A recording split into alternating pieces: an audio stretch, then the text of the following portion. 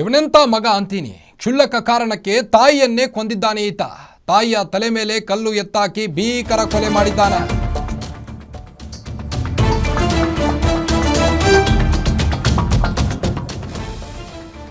ಕ್ಷುಲ್ಲಕ ಕಾರಣಕ್ಕೆ ತಾಯಿಯನ್ನೇ ಕೊಂದಿದ್ದಾನೆ ಈ ಮಗ. ತಾಯಿಯ ತಲೆ ಮೇಲೆ ಕಲ್ಲು ಎತ್ತಾಕಿ ಭೀಕರವಾಗಿ ಕೊಲೆ ಮಾಡಿದ್ದಾನೆ. ಲಿಂಗಸುಗೂರು ತಾಲೂಕಿನ ಜಕ್ಕೇರು ತಾಂಡಾದಲ್ಲಿ ಆದಂಥ ಘಟನೆ ಇದು. ರಾಯಚೂರು ಜಿಲ್ಲೆಯ ಲಿಂಗಸುಗೂರಿನ ಜಕ್ಕೇರು ತಾಂಡಾದಲ್ಲಿ ಆದಂಥ ಘಟನೆ ಇದು. 40 ವರ್ಷದ ಚಂದವಳನ್ನ ಪಾಪಿ ಮಗ ಕುಮಾರ್ ಎಂಬಾತ ಕೊಂದಿದ್ದಾನೆ. ಸಂಜೆ ತಾಯಿಯೊಂದಿಗೆ ಮಗ ಜಗಳವಾಡಿದ್ದಾನೆ.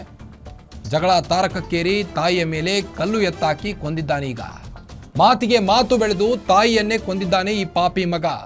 ಸ್ಥಳಕ್ಕೆ ಈಗಾಗಲೇ ಮುದುಗಲ್ ಪೊಲೀಸರು ಭೇಟಿ ಕೊಟ್ಟು ಪರಿಶೀಲನೆ ಕೂಡ ನಡೆಸಿದ್ದಾರೆ. ಆರೋಪಿ ಕುಮಾರ್ನನ್ನ ವಶಕ್ಕೆ ಪಡೆದು ವಿಚಾರಣೆ ಕೂಡ ನಡೆಸಿದ್ದಾರೆ. ತಾಯಿಯನ್ನೇ ಕೊಂದ ಪಾಪಿ ಮಗನನ್ನು ಒಂದು ವಿಂಡೋದಲ್ಲಿ ನೀವು ಗಮನಿಸ್ಬೋದು.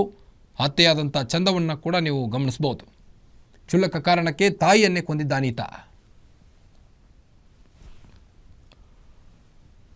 ಬನ್ನಿ ಬಗ್ಗೆನಷ್ಟು ಹೆಚ್ಚಿನ ಅಪ್ಡೇಟ್ಸ್ ಕೊಡ್ತಾ ಹೋಗ್ತಾರೆ ರಾಯಚೂರು ರಿಪೋರ್ಟರ್ ಅನಿಲ್ ಕುಮಾರ್. ಅನಿಲ್ ಕುಮಾರ್, ತಾಯಿಯನ್ನೇ ಕೊಂದಿದ್ದಾನಿ ನೀಚ ಮಗ, ಏನಿದೆ ಹೆಚ್ಚಿನ ಅಪ್ಡೇಟ್ಸ್ ಅಂತ?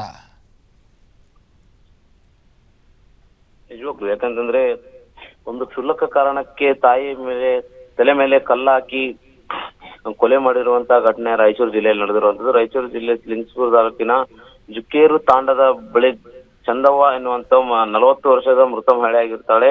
ಸಂಜೆ ಹೊತ್ತಿಗೆ ಆಡುತ್ತಲೇ ಇಬ್ಬರ ಮಧ್ಯೆ ಒಂದು ಕ್ಷುಲ್ಲಕ ಕಾರಣಕ್ಕಾಗಿ ತಾಯಿ ತಲೆ ಮೇಲೆ ಕಲ್ಲು ಎತ್ತಿ ಹಾಕಿ ಆರೋಪಿ ಕುಮಾರ್ ಅನ್ನುವವರು ತಾಯಿಯನ್ನು ಕೊಲೆ ಮಾಡಿರುವಂತ ಘಟನೆ ನಡೆದಿರುವಂತದ್ದು.